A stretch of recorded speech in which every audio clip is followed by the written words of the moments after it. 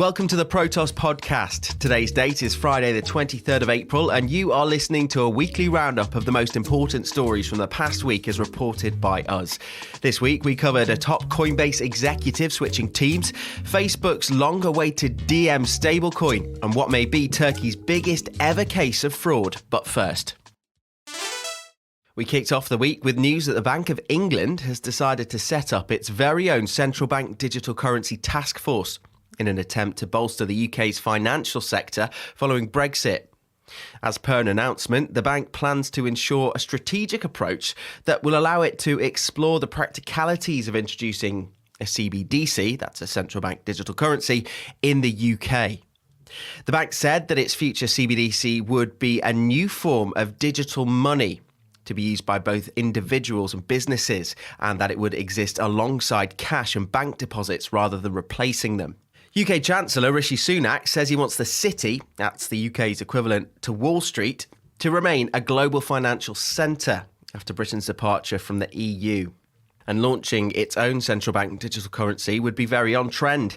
A recent report from Big Four accounting giant PwC found that around 60 central banks were exploring the tech, but most are still in the test stage. For example, China's digital yuan might get loads of press, but PwC reportedly found that it's still running trials, meaning that it's actually some way behind the Bahamas and Cambodia, whose CBDCs are actually live.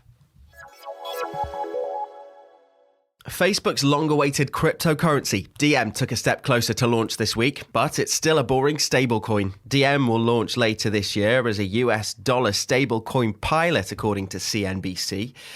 The DM Association is reportedly close to securing a payments license, which would kick off live tests for the currency. As of yet, no release date has been confirmed, but DM will reportedly start as a small-scale test with a focus, quote, largely on transactions between individual customers. CNBC's source did hint that transactions with merchants could still be on the table, and it's likely that it will resemble payment services like PayPal, Venmo, or Cash App. It's been quite the journey so far for the currency. A rebrand in December 2020 switched the name from Libra to DM, and an updated white paper watered down the lofty goals established in its original manifesto. Plus, Facebook was originally asking companies to pay an upfront fee of $10 million to join its network as validators, and even intended to issue a second token alongside Libra, which it would use to pay dividends to network participants. But Libra gathered criticism due to Facebook's track record with data, and support soon began to dwindle. Today, regulators and central banks are worried that a truly globalized stablecoin, if made available to Facebook's billions of users, could become unwieldy for the social media giant and even threaten fiat currencies. But a benign closed-loop payment system powered by a pseudo-cryptocurrency, well, regulators seem to flock to it. On Thursday, it was revealed that a Coinbase executive, Brian Brooks, has defected to Binance US to be its new chief exec. While working for Coinbase, Brooks served as its chief legal advisor before temporarily leading the office of the comptroller, where he was often referred to as the crypto comptroller. During Brooks' tenure as the OCC, he let banks offer crypto custody services, including Bitcoin, and process stablecoin payments. These services have traditionally been left to crypto-native firms like BitGo and Coinbase, so Brooks helped to pave the way for traditional institutions to one day tap into the crypto market. Brooks told the Wall Street Journal that his priorities at Binance US are to make the exchange a robust competitor to Coinbase and strengthen its regulatory compliance. Binance launched its US arm back in September 2019 to appease the nation's regulators. The US-only exchange offers mostly the same service as the company's flagship platform, except it lists 1/3 of the tokens, around 50, and doesn't support margin trading. Brooks said he wouldn't have taken the job if he didn't have a strong commitment from the board to lead a strong compliance program. Before long, though, you had folks ripping apart Binance's customer service on Twitter, showing you can't please everyone. And finally, a case of fraud which is possibly the biggest of its kind in Turkish history. The founder of Turkish crypto exchange ThoughtX has allegedly fled the country with $2 billion worth of user funds in an apparent exit scam. While catching an outgoing flight, possibly one way, local media obtained an image of Farouk Faith Oza at the airport.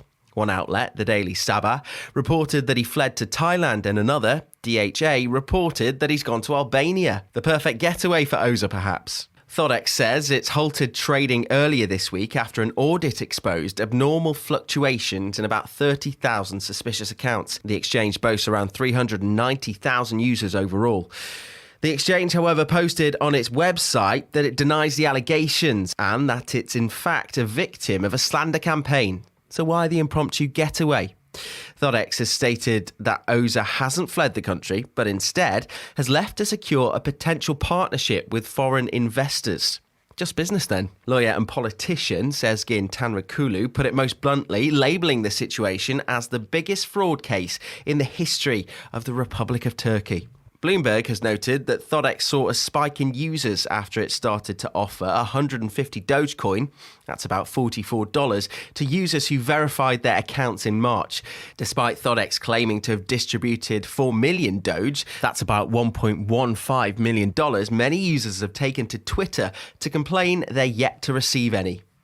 And Turkish authorities have reacted quickly. State-run Anadolu news agency say that prosecutors have issued 78 arrest warrants in relation to the alleged fraud. Turkish police have so far detained 62 suspects. And that's your lot. Thank you so much for listening. We hope you enjoyed this week's episode, but we realised there's only so much we can cover in under 10 minutes. So if you want more of the stories that matter, then check out protos.com. Plus, don't forget to subscribe to the Protos podcast on Spotify, Apple Podcasts, and any other major podcast provider for more weekly roundups. We'll see you next week. Bye-bye for now.